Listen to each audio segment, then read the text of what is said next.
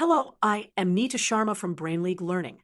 Today we will learn the Lorentz Force Law, which tells us the push or pull a tiny charged particle feels in electric and magnetic fields.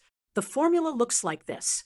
Force equals charge times electric field, plus charge times velocity cross magnetic field. Let us break down the symbols. F is the total force. Q is the charge. E is the electric field. V is velocity. B is the magnetic field.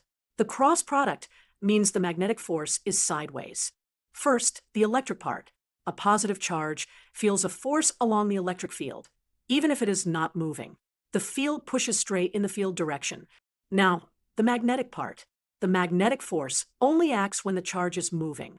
The magnetic field is shown with dots pointing out of the page. The force is sideways, making the path curve. Finally, the total Lorentz force is the sum of both parts.